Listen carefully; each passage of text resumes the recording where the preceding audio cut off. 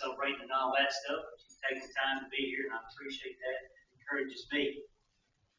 We're going to have our Bible study. Before we do, let's sing number 72. Number 72. Come on in and sing with us.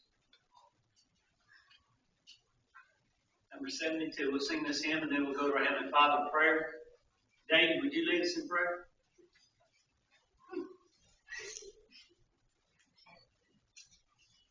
Beyond the sunset, oh blissful morning,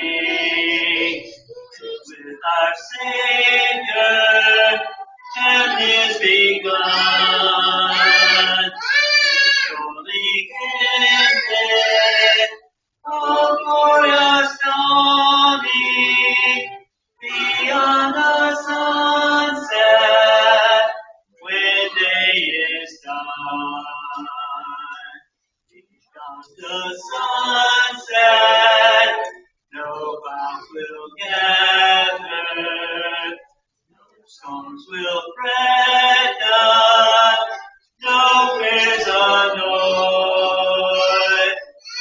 Day of gladness, oh day unending, beyond the sunset, eternal day.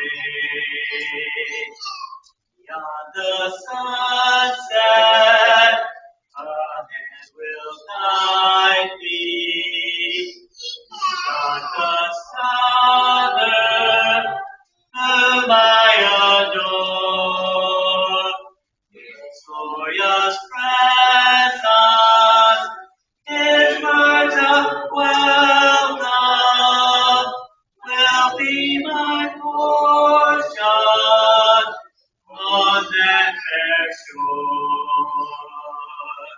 Beyond the sunset, oh glad reunion with thy dear loved ones who've gone before. That fair homeland will know no parting beyond the sunset forevermore.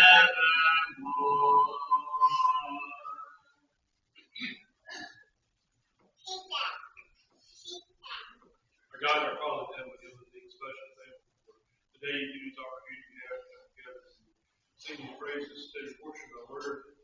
Final Father, like we sang, that this temporary home, this is where we're bringing up that we have a life somewhere eternally. Hopefully, Father, will conclude with righteousness outside. Consider our own prayer. God, keep us all and be blessed in this congregation. Grow strong in faith. Grow strong. In Jesus' name, amen.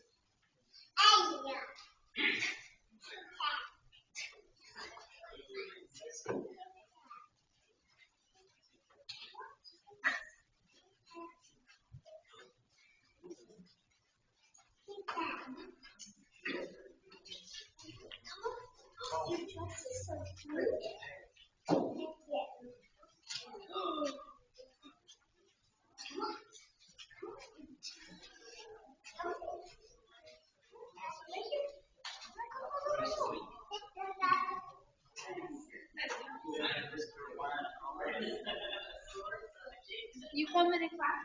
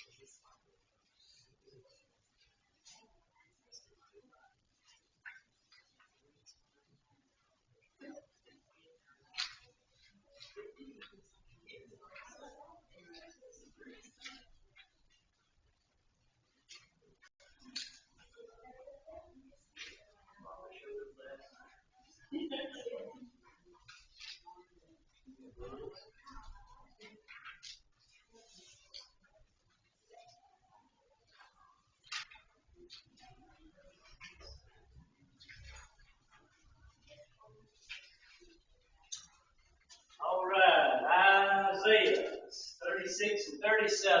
They kind of fit together.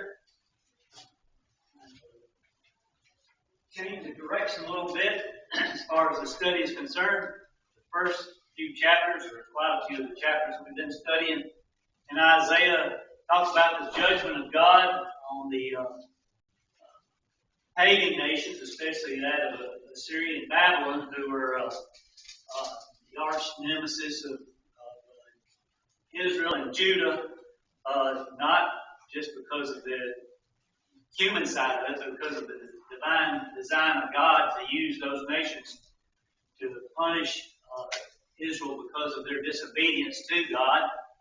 And but now we go, it still includes that, but it changes a little bit of direction as far as the judgment part of it on the nations in Israel as well, and talking about the coming of Christ to an actual historical event in 36 and 37. And so we're going to be looking at that right now.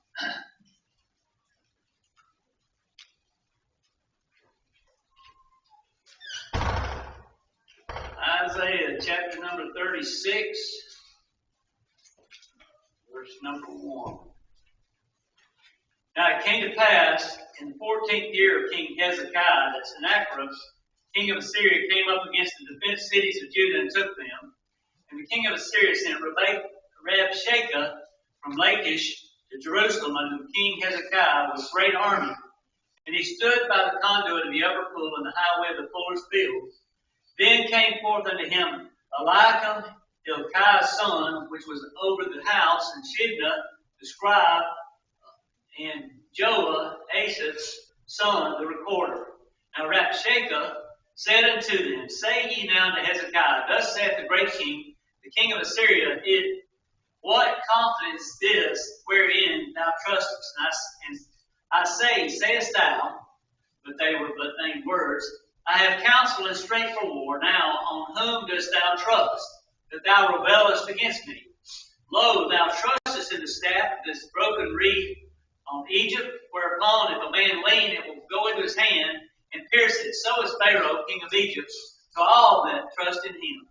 But if thou say to me, We trust in the Lord our God, is it not he whose high places and whose altars Hezekiah hath taken away, and said to Judah and to Jerusalem, Ye shall worship before this altar?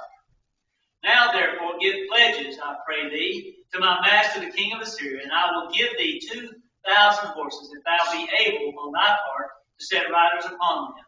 How then wilt thou turn away the face of one captain, the least of my master's servants, and put thy trust on Egypt for chariots and for horsemen? And thy mind now come up without the Lord against this land to destroy it? The Lord said unto me, Go up against the land and destroy it.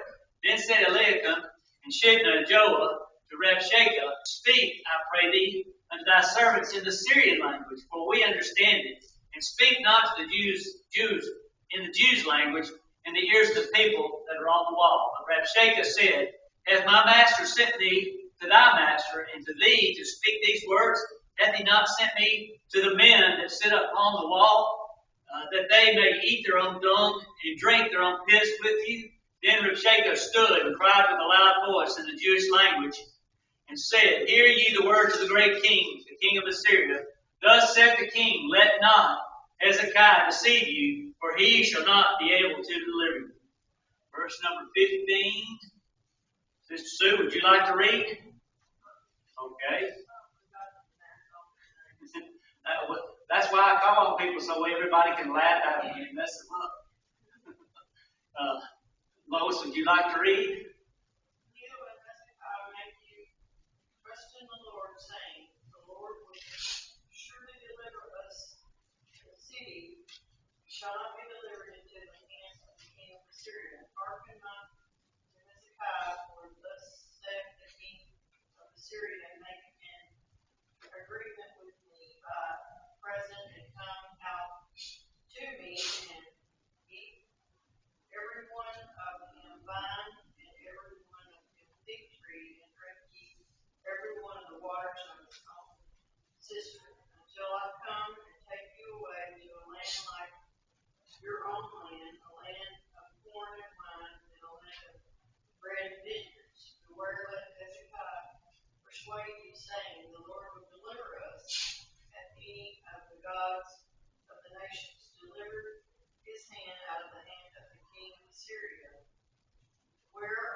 gods of Haman and Arpad? Where are the gods of Saragram? And have they delivered Samaria out of my hand? Who are they among all gods of these lands, that ye delivered their land out of my hand? And the Lord should deliver Jerusalem out of my hand.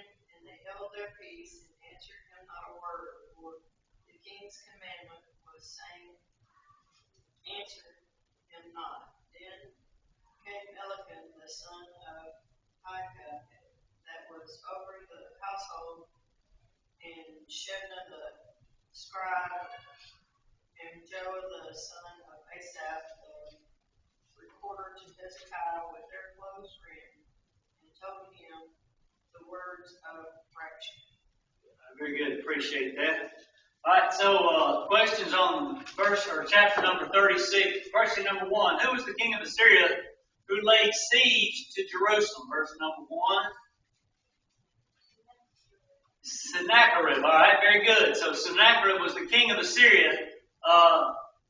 He was a historical figure as far as even beyond the Bible is concerned. So it's not something that is unique to the scriptures as far as that name. We can look into history and secular history and find information about this man as well. So we can confirm the Bible, or the Bible confirms or is parallel to history or works in hand with history. There's no contradiction there. Question number 2. What question did Rabshakeh ask the men who were to negotiate with the Assyrians? Verse number 4.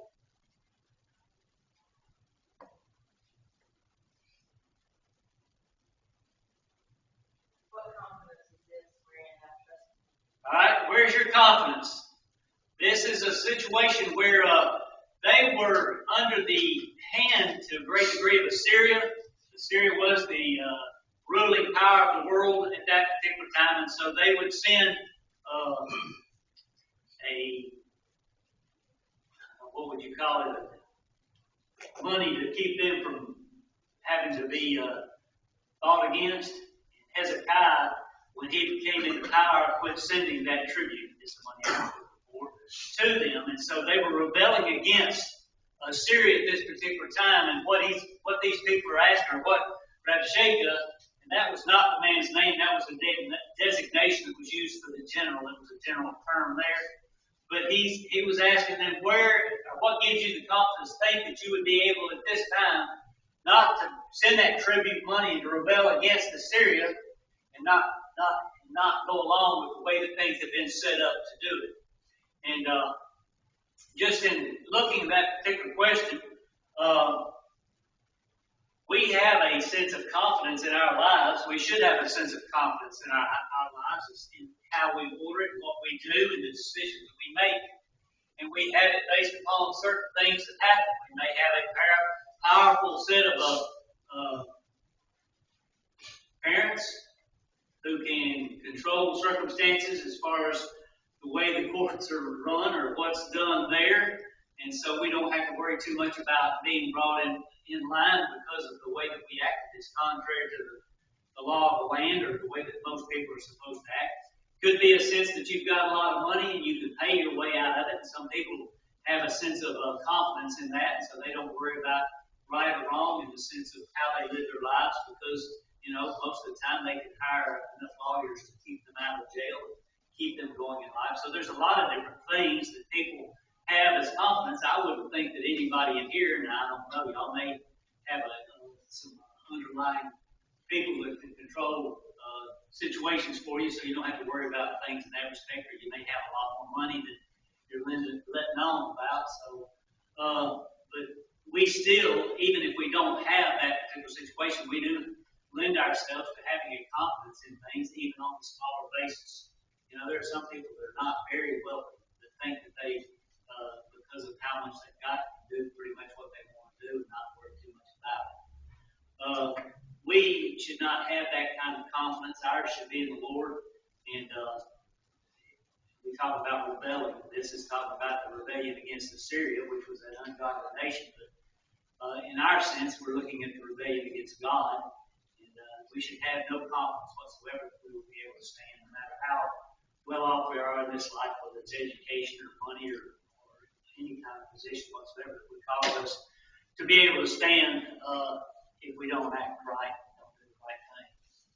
Anyway, that's a long discourse about that particular question right there, but it's something that we should think about. Where is our confidence?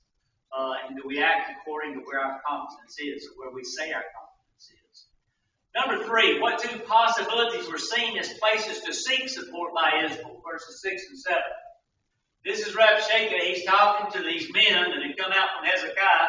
He's talking to the people on the wall, and he says, look, where do you put your confidence? Where do you put your trust as far as how this is going to turn out? And he suggests 2 places that they might put their confidence, or they might look for support, so that they know that this is all going to turn out okay. All right, Egypt and their gods. Specifically, he was not talking or thinking about God Almighty in the sense of having an understanding of Jehovah God. He just placed the God of Jerusalem, the God of Israel, in a basket with all these other idol gods, and said, you can trust in your God or you can trust in Egypt. And so you can trust in the power of man or you can trust in the power of your idol God. There's the 2 things that he suggests that you can trust as far as support or the ability to accomplish or get by in a difficult situation. Can you think of anything else that people might rely upon for support or in order to be able to stand besides other men or God?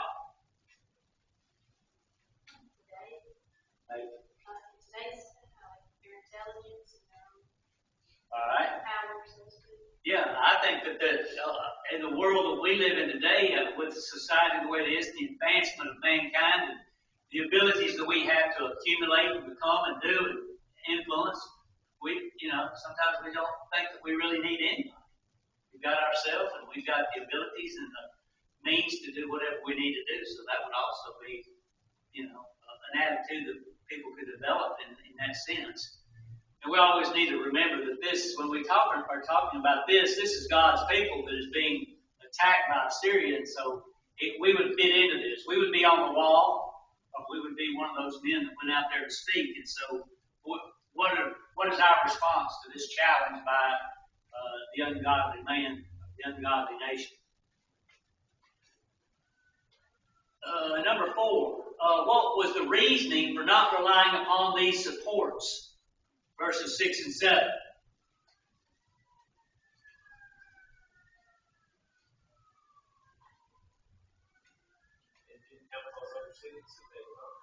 Alright?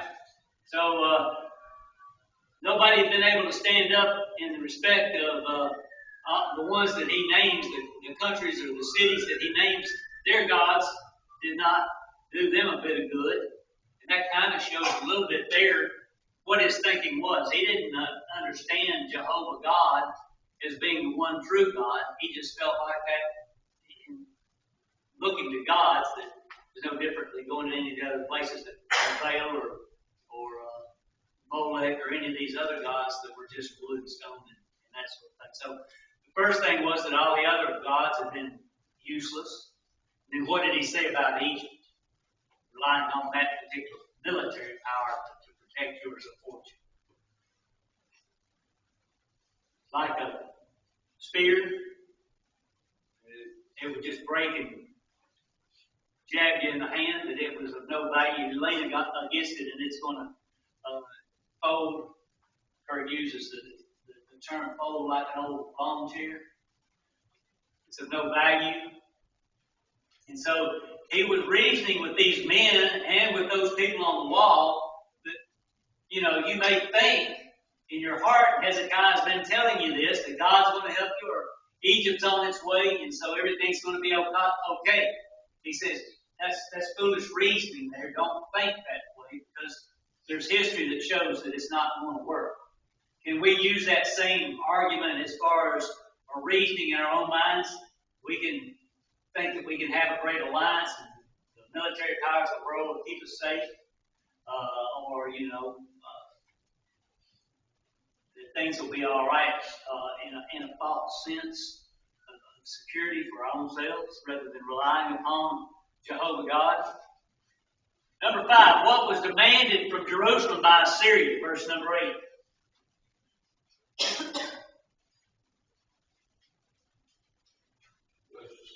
Pledges, all right? Anybody got another word for that in their version?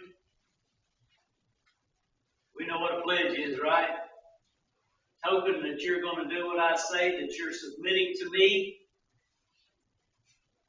Tribute might be another word for it. He's saying you give us some money or else. This will be the sign that you're submitting or bowing to the power of Assyria. Rather than dealing with the issue, what was the request made, number 6, to Rabshakeh by the men from Hezekiah in verse number 11?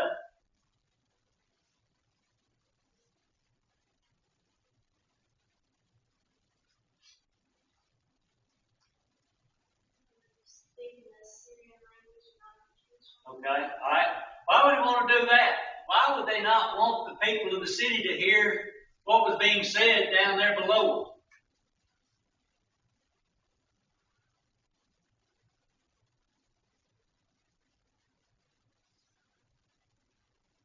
If you hear some bad news, or if we were to get some bad news, and we were supposed to be united together to fight against that, and then suddenly we get all this information that says this is a hopeless case, what might happen?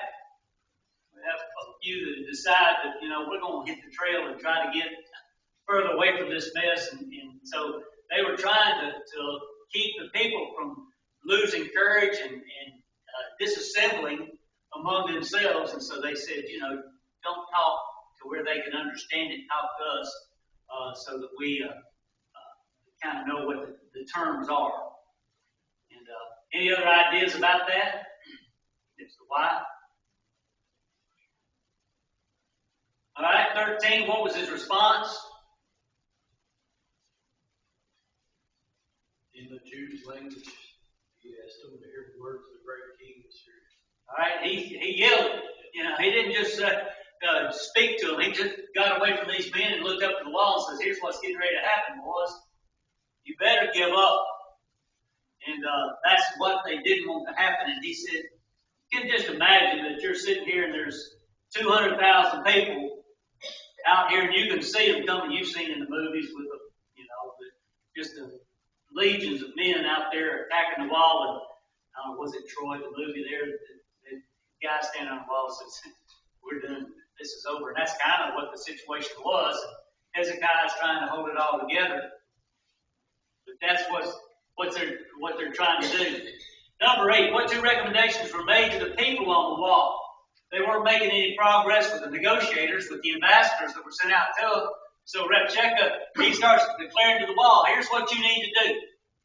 What did he tell them they had to do?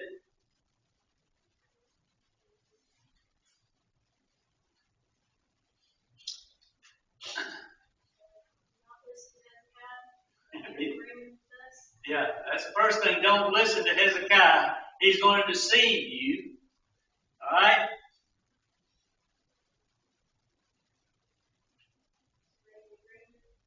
All right, and the agreement was what? Can you decipher what they were asking them to do or what they were telling them that they were going to do? They said, don't listen to Hezekiah. Send a present out to us, and then we'll let you do what?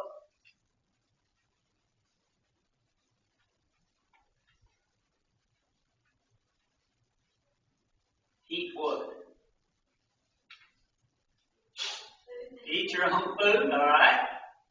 Then what?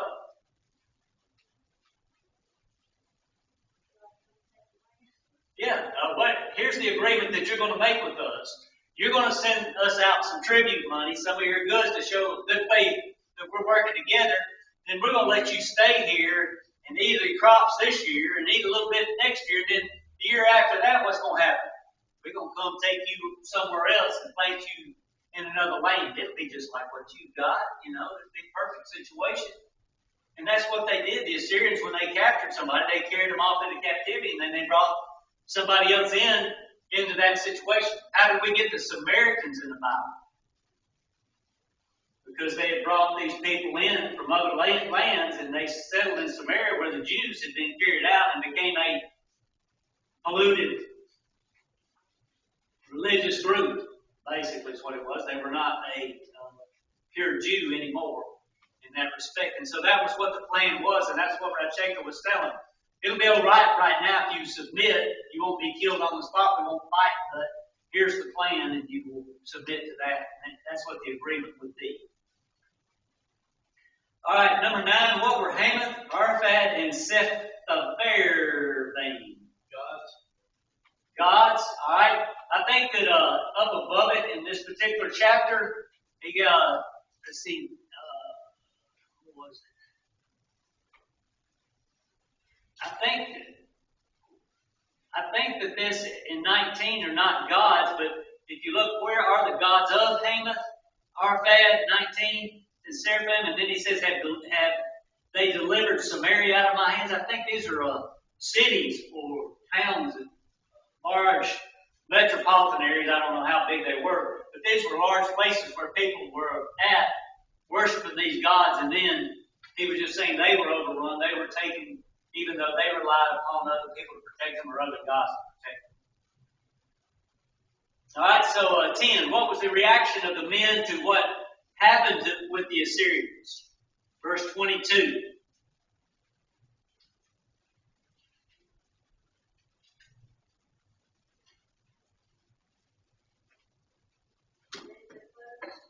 All right, they rent their clothes, and they went back to tell the king the bad news about that nothing had been settled, and all they were doing was placing demands on them that they had to be obedient to. So they were distraught because of the situation. They understood that this was a situation that they could not win militarily. They were relying upon Egypt providing for them the military support in order to be able to have a chance for this at all. And so they recognized that this was put them in a dire situation as far as their life and their freedom and all that they hoped for out of life too in that respect. So they were distraught because of what the future looked like.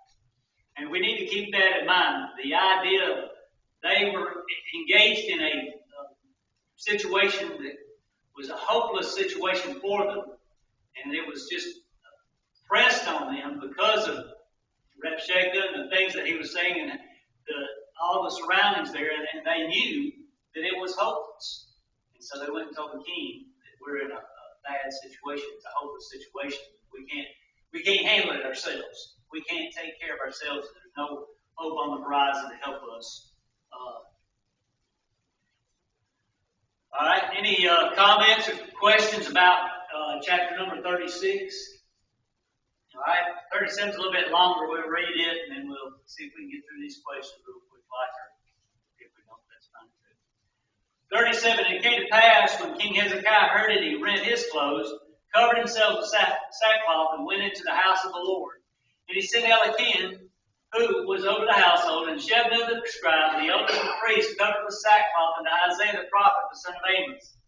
And they said unto him, Thus saith Hezekiah, this day is a day of trouble, and of rebuke, and of blasphemy, for the children come to the birth, and there is not strength to bring forth. It may be the Lord thy God will hear the words of Rabshakeh, whom the king of Assyria, his master, had sent to reproach the living God, and will reprove the words which the Lord thy God hath heard. Wherefore lift up thy prayer for the remnant that is left. So the servants of the king Hezekiah came to Isaiah.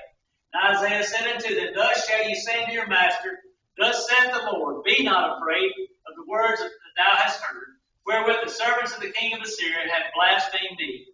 Behold, I will send a blast upon him, and he shall hear a rumor, and return to his own land, and I will cause him to fall by the sword in his own land. So Rabshakeh returned and found the king of Assyria warring against Libnah, for he had heard that he was departed from Lachish.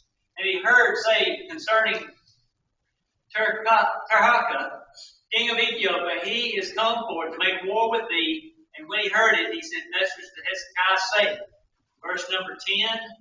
Carrie, you want to read? Thus you shall speak to Hezekiah, if be the same. Do not let your God in whom you trust deceive you, the same. Jerusalem shall not be given to the hand of the king of Assyria. Look, you have heard what the kings of Assyria have done to all lands by utterly destroying them, and shall you be delivered. Like the gods of the nations delivered those whom my fathers have destroyed, Gozan and Haran and Rezeph and the people of Eden who were in Telassar. Where is the king of Hamath, the king of Arpad, and the king of the city of Seraphim, Hena and Isaiah? And Ezekiel received the letter from the hand of the messengers, and read it, and Hezekiah went to the house of the Lord, and spread it before the Lord. Then Hezekiah praised the Lord, saying, O Lord of hosts, God of Israel, the one who dwells between the cherubim, you are God, you alone, of all the kingdoms of the earth. You have made heaven and earth. Incline your ear, O Lord, and hear. Open your eyes, O Lord, and see, and hear all the words of Sennacherib, which was sent to reproach the living God. Surely, Lord, the king of Assyria has laid waste all the nations in their lands, and has cast their gods into the fire, for they were not gods, but the work of men's hands, wood and stone.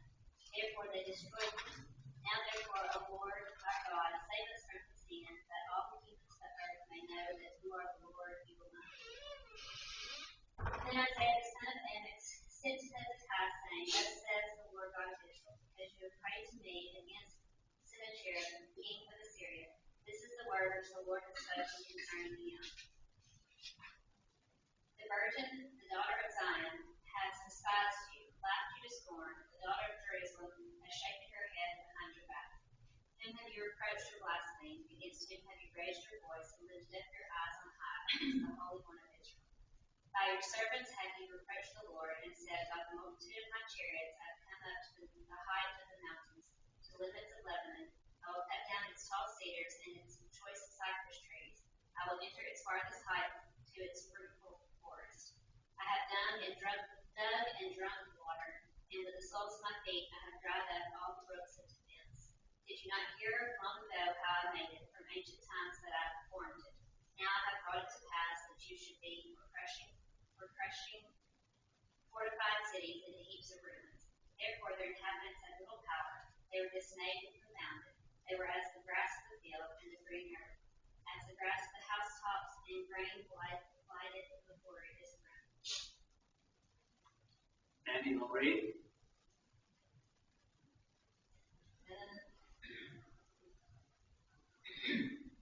But I know that Lord above and that going out and that coming in, and their rage against me, because their rage against me and that firmament is come up into my ears. Therefore will I put my hook in thy nose and my rattle in thy lips, and I will turn thee back by the way by which thou comest. And this shall be a sign unto thee. Ye shall eat this year such as grown of the growth itself, and the second year that which springeth of the same, and in the third year sow ye and reap and plant vineyards, and eat the fruit thereof. And raiment that is escaped of the house of Judah shall again take through them and bear fruit over it. For out of Jerusalem shall go forth a raiment that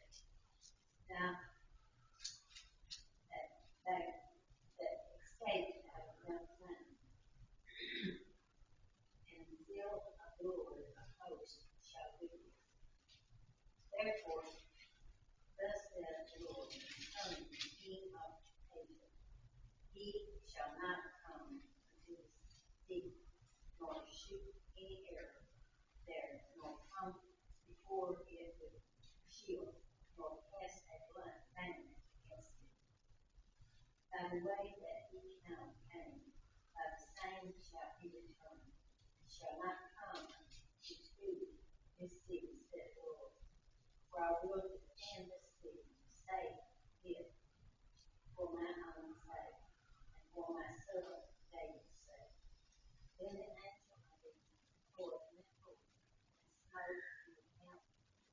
there.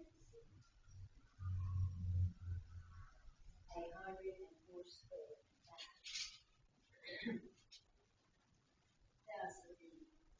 When they arose early in the morning, behold, they were all dead wolves. So King of Syria departed and went and returned and dwelt at Nineveh. And it come to pass, as he was worshiping in the house of Mizraim, his God, that Yeah, go ahead. his son smote him with his sword, and they escaped into the land of Omidiah, and whatever his son reigned in his stead. Very good. That's a challenging verse right there, that last one. So, the sons and all that. Very good, though. Appreciate that. Question number 11. What did Hezekiah do when he heard the report from the men at the meeting with the Assyrians? Verses 1 and 2 of 37. Several things that he did there.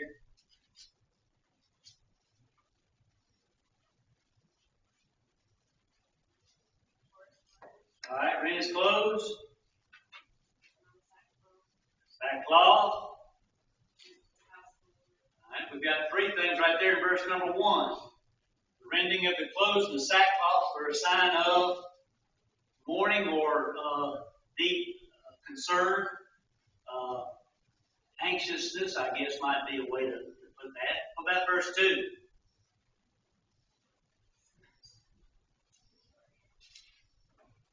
All right, so he sent the three men that had been, plus some more, to Isaiah, the son of Amos. So he went to the Lord's house. He submitted himself as one who was in deep concern or need. And then he petitioned the one who'd be able to appeal to God in the sense of a prophet with Isaiah. So he was doing everything within his power to appeal to God on his behalf for these circumstances, not just for his, but for all of Jerusalem as well. So we can see some things there as far as the heart and the actions of a person who is in need. I think if we compared that a little bit to how some people handle problems today, we would see a little bit of a different way that people go about it. God is usually the last of the approach things to try to get help for whatever the problem is, but Hezekiah was a righteous man.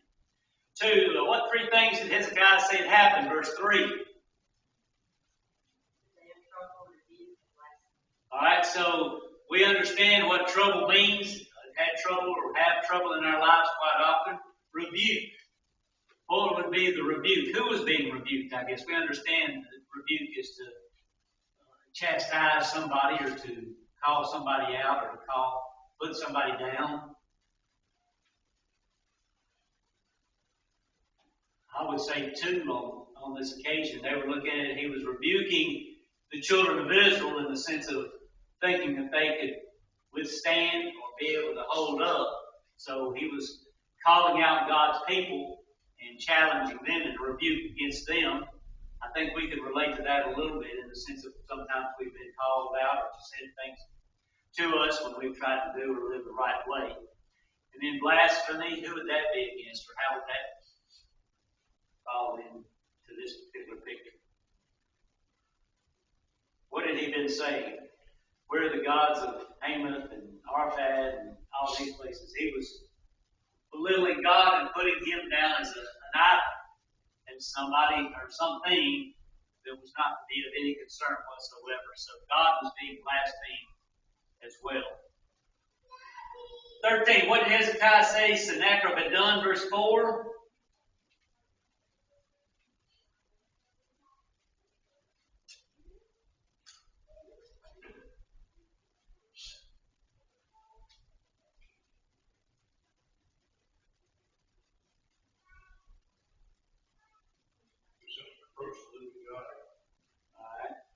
All right, so Assyria, was it working for God?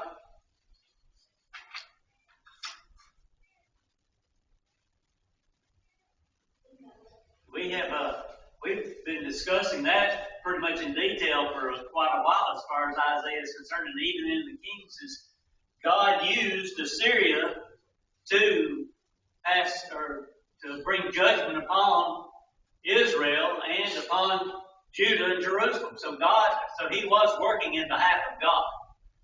But Sennacherib and the king before him and the king after him, all of these people thought that they were doing it of their own volition and their own power and their own will, and so they didn't give God the honor, the glory, or anything in that respect. And so that's what they were doing, is they were reproaching God. They were taking the glory, the honor, and all this for themselves, and by challenging God's people with this foolishness about He's not a God, he was blaspheming and reproaching God. So Hezekiah understood that even though the attack was on Jerusalem and on the people of Israel, it was more importantly an attack on God and the sovereignty and the power of God. 14. What instructions were given to Hezekiah by Isaiah?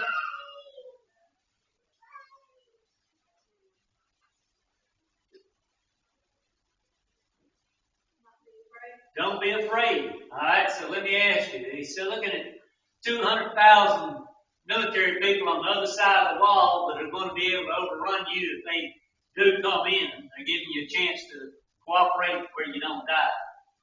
And God is saying, don't be afraid.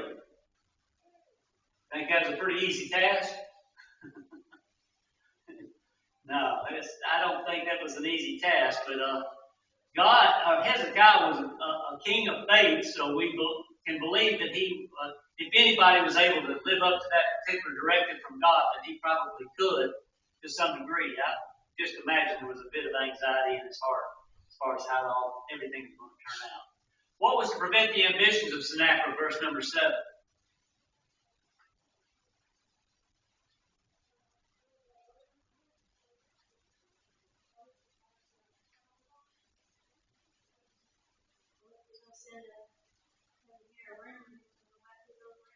Okay, so has anybody got something besides rumor? Verse number, what's that? 14? No. So just what it was an idea, or to hear a discourse that there was a problem in a different area, and so they were going to have to militarily go and move their troops, and so they were not going to be able to handle or to inflict damages on Jerusalem like they intended to do all that time. So God was going to produce a distraction for Sennacherib so that he would not attack the city, is what it amounted to. 16, what was repeated in the letter of Rabshakeh before he left? For time's sake, what he basically said was that don't you think that this is the end of it just because we're leaving now? Everything that I said as far as relying upon Egypt and relying upon your God, that's not going to happen. He emphasized or re-emphasized the fact that you need to think seriously and get things in order before we come back. And so that's kind of what the letter was meant to do. What did Hezekiah do when he received the letter? 14 and 15.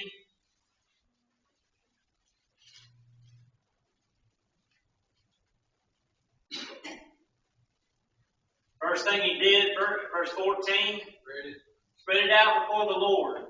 You think he actually went into the temple and laid that thing out? I imagine he probably did on that occasion. Would it be wrong for us to lay something out before the Lord if we have something that's impending on our hearts that needs to be dealt with, that we feel like that we need divine intervention?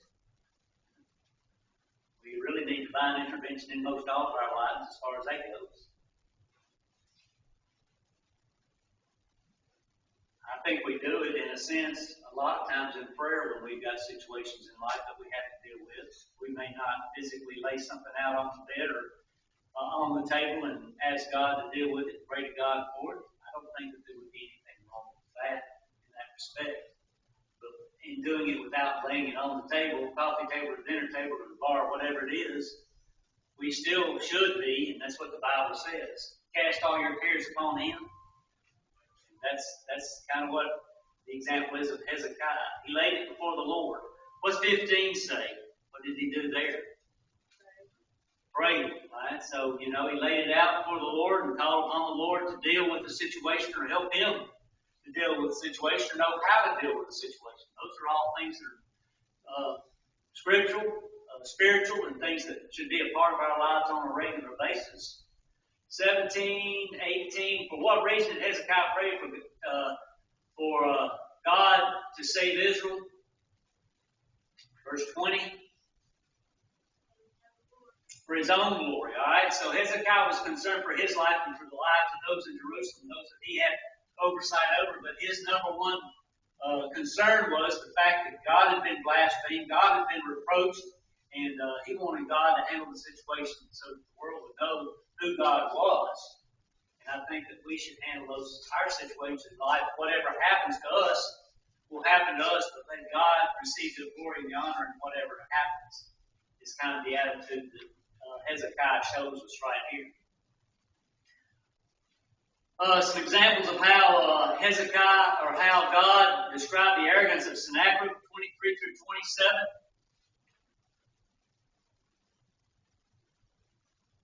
Verse 24 says, by the multitude of my chariots I am come up to the height of the mountains, to the sides of Lebanon, and I will cut down the tall cedars thereof, and the choicest firs thereof, and I will enter into the height of his border. In the forest of Carmel I have digged and drunk water with the sole of my feet. I have dried up all the rivers of the besieged places. Sennacherib truly thought that he was the main thing, or the main reason that everything that had happened in his life, or all this power that he accumulated, and all the land that he accumulated, all these people he defeated, was because of who he was, and it wasn't because of what God had done for him or allowed him to do.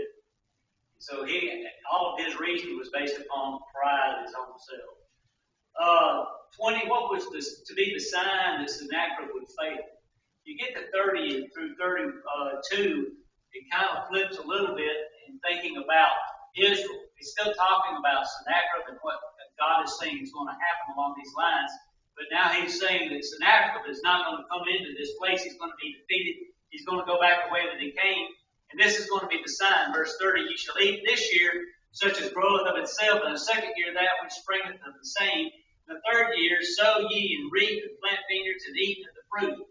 So God is saying to Hezekiah and the children of Israel, things are going to begin to grow, and you're going to be able to benefit from the work that you do here, and things are going to go good. It's not going to be an Assyrian monopolizing your life and taking over and controlling all of that situation there. So the fact that you're able to participate in the agricultural activities will be a sign that God has taken care of you. 21, how limited was the battle for Jerusalem? Verse number 33.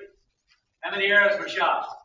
None. So there was no battles whatsoever. God said there would not be, and there was not. 22, God was to do what he did for whose sake? 35. All right. For God's glory and sake, and for David's sake, for the promises that he had made to David.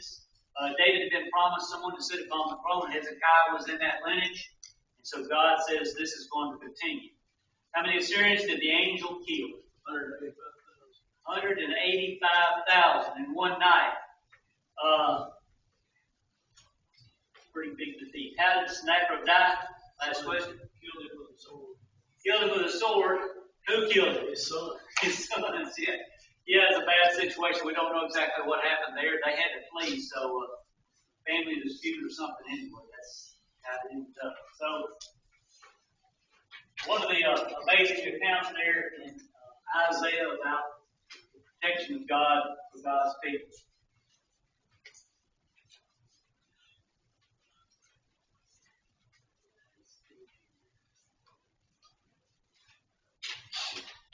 Chandler, you want to pick us out of that hymn of invitation?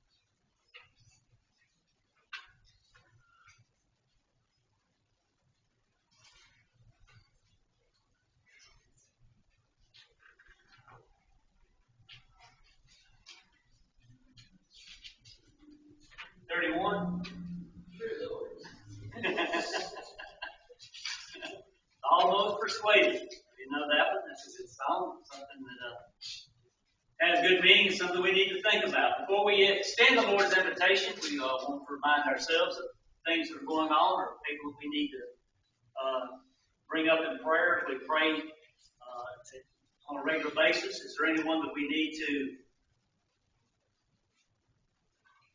Stewart, that was, has been in the school system a long time, her husband Lonnie was killed there at the shot at. What was his name? Lonnie Stewart. Lonnie Stewart. Is he out in the?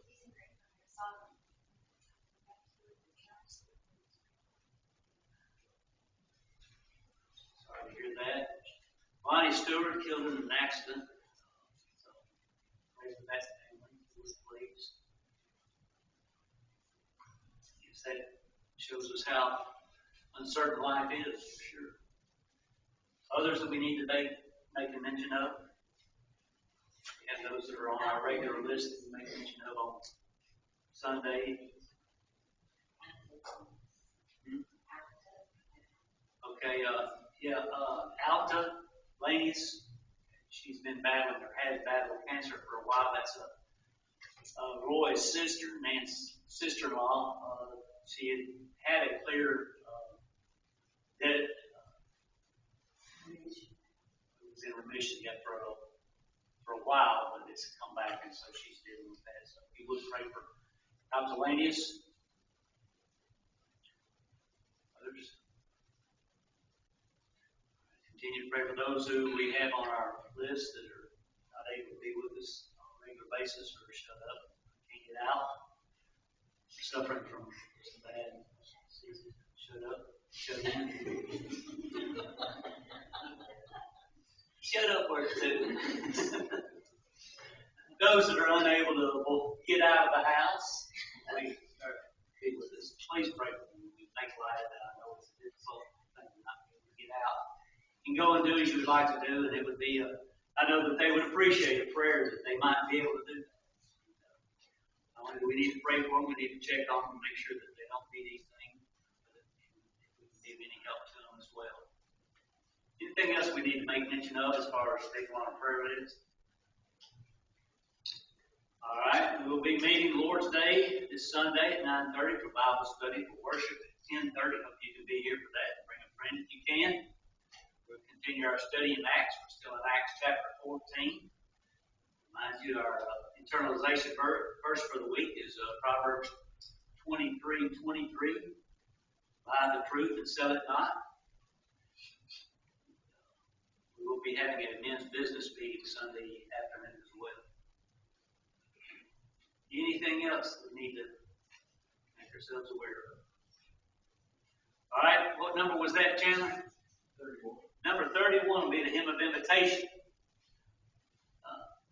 In our study tonight, we got down and were able to read Isaiah chapter 37 and talk very briefly about some of the questions in that particular passage of Scripture. But these two passages in Isaiah 36 and 37, for me, and I believe it's in the Bible as a whole, is one of the strongest examples of how God promises and will protect His people. Children of Israel, God's chosen people from the Old Testament in Jerusalem, were under heavy attack, under threat of heavy attack by the Assyrians. And Hezekiah appealed to God for help. And God says, I'm going to help you. This is going to turn out just perfect. There's not going to be an arrow shot into this city. And there's not going to be loss of life. As a matter of fact, the problem will be ended, and the people who are causing you the problem will be sent packing. Basically, it's what God said to Hezekiah. In the New Testament, we have a verse, Hebrews chapter 13, verses 5 and 6. It says, let your conversation be without covetousness, and be content with such things as you have. For He has said, I will never leave thee, nor forsake thee, so that we may boldly say, the Lord is my helper, and I will not fear what man shall do unto me. If we turn back and we look at Isaiah chapter 37, we made mention of this a little bit in class, verse number 6. Hezekiah sent to Isaiah to appeal to God in his behalf in the city of Jerusalem. And Isaiah sent word back and said, this is what God says for you to do. He said, be not afraid of the words that thou hast heard, wherewith the servants of the king of Assyria have blasphemed thee. On that occasion, facing, we know, 185,000 strong military army, God said, don't be afraid. Don't you worry about the situation. I'm going to take care of it. God tells his children the exact same thing. We are few in number. God's children are few in number. I imagine that we've heard the number that probably the members of the Lord's church are around 1 million or a little bit more than 1 million of all the 8 billion people that are in the world. God tells us, don't worry about it. Don't be afraid of the situation, no matter how bad it looks. Don't be scared. Hezekiah was not afraid of the situation. He trusted in God, and God took care of it. We know that in that particular story, by the power of God, without any effort on the part of the Israeli army, the Egyptian army, or anybody else, one angel killed 185,000 of those Assyrian military men. That's the protection that God provides for his people. Complete.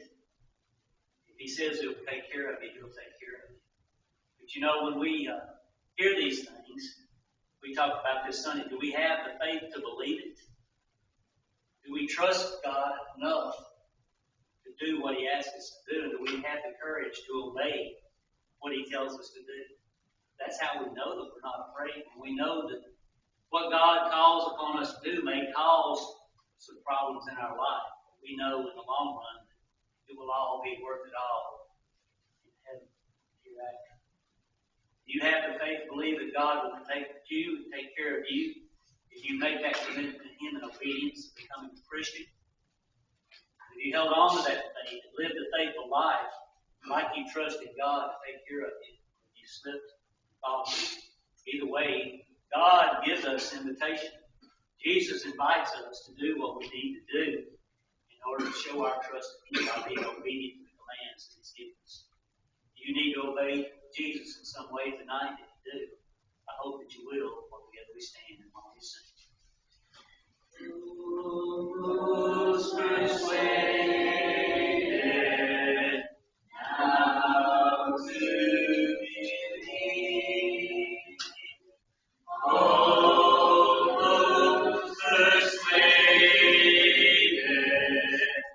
Christ to receive? Seems thou some soul to save, Lord, Spirit, come my way. Some Lord, convenient day, on me from falls. Oh, persuaded,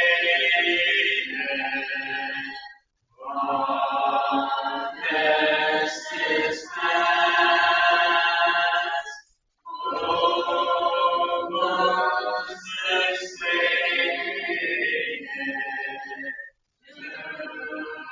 comes at last. Oh, those cannot avail. All those is but to fail. Sad, sad, thy bitter wail. All those but Eric, would you lead us in prayer? Father, which art in heaven, hallowed be thy great and holy name. Father, we're thankful for this opportunity we've had to come and study thy word. Pray that everything we've done is pleasing unto thee. Father, we're mindful of the ones who have lost loved ones in the community, and we'd ask that you would be with and comfort that family. We'd Also ask that you be with all of those that are sick and suffering in our number. Return them to their health. Now as we depart from this place, we ask that you go with us, give us our sins. In Christ's name, amen.